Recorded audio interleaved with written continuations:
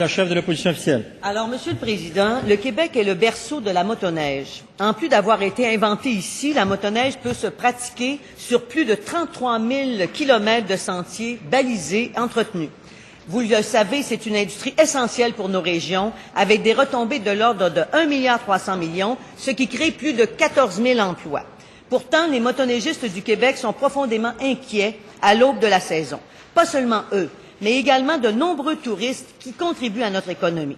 À cause de l'entêtement du gouvernement, les sentiers de motoneige traversant les terres agricoles ne sont pas accessibles.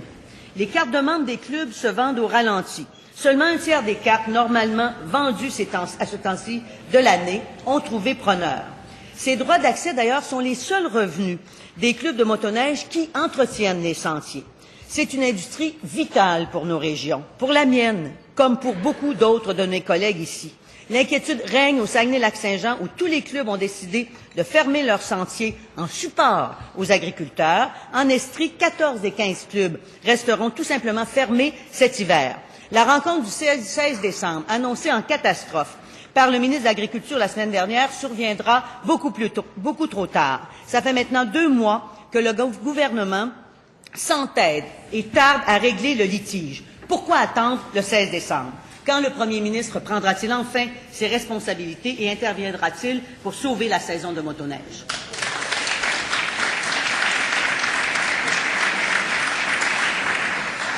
Monsieur le Premier ministre.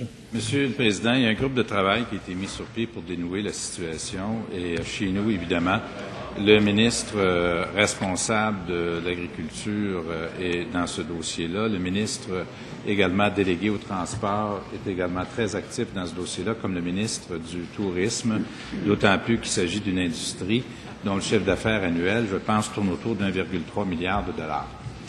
Je constate, à regret, que c'est la 2e fois qu'une situation comme celle-là se présente.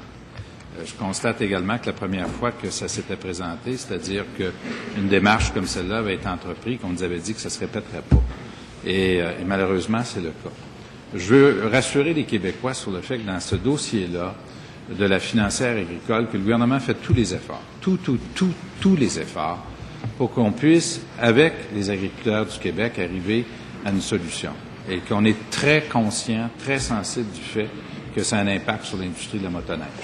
D'ailleurs, je relève le fait que hier, dans le Journal de Québec, le chroniqueur Julien Cabana titrait que 80% des sentiers seront bientôt ouverts parce qu'il y a du travail qui se fait. Puis en même temps, il y a des régions comme l'Estrie, ma région natale à moi, où la situation est plus difficile. Dans la région du Saguenay-Lac-Saint-Jean, j'ai moi-même fait de la motoneige dans les sentiers du Mont-Valin, Monsieur le Président. Alors, je connais cette région-là. J'en ai même fait de la motoneige dans les sentiers de l'Estrie. C'est des sentiers qui sont magnifiques. Alors, on va travailler très fort pour arriver à un règlement, puis on espère que tous ceux qui sont concernés, le gouvernement, oui, mais également les agriculteurs vont y mettre un effort pour qu'on puisse faire en sorte que les sentiers de motoneige soient ouverts et qu'on puisse appuyer l'industrie. Bravo.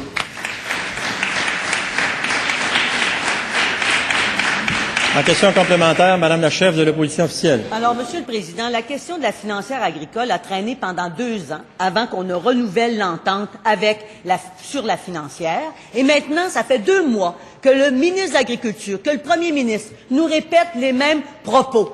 Or, la saison est commencée actuellement. Et dans certains cas, il s'agit de la survie de plusieurs commerces dans nos régions qui, grâce à cette saison touristique, peuvent réussir à boucler leur année. Que fait le Premier ministre, Monsieur le Président? C'est maintenant qu'il doit le régler, pas dans 2 mois.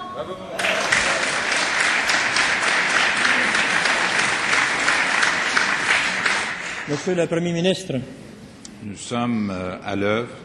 J'ai rencontré, moi, des agriculteurs.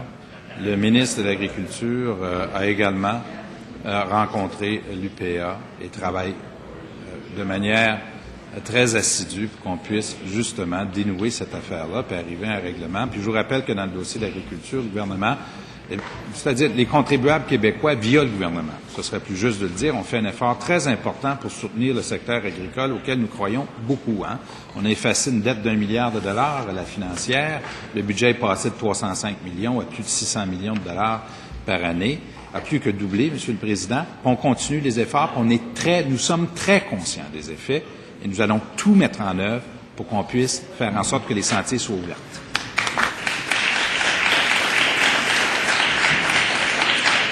En deuxième complémentaire, Madame la chef de l'opposition officielle. J'espère que le gouvernement et le premier ministre n'attendront pas que la neige soit fondue avant de régler le problème.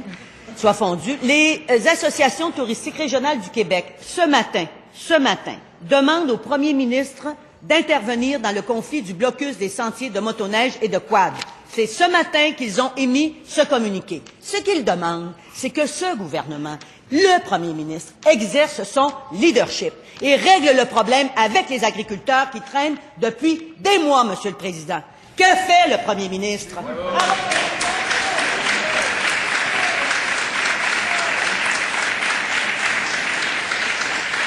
Monsieur le Premier ministre. Nous travaillons pour trouver une solution. On n'a pas attendu à ce matin. Je vous rappelle, Monsieur le Président, c'est pas moi qui ai écrit le titre, là, 80% des sentiers de motoneige seront ouverts. C'est donc dire qu'il y a un travail qui se fait, puis qui a été fait avec le ministre délégué au transport, la ministre du Tourisme et le ministre de l'Agriculture. Alors, je tiens à vous dire, par vous et à tous les Québécois, Monsieur le Président, que nous travaillons et que je suis moi-même impliqué dans ces discussions-là de manière à ce qu'on puisse trouver une solution. Mais tout le monde doit y mettre du sien. Tout le monde. On ne fera pas ça tout seul. Il faut que ceux qui font le blocus collaborent également à la mise en place de solutions.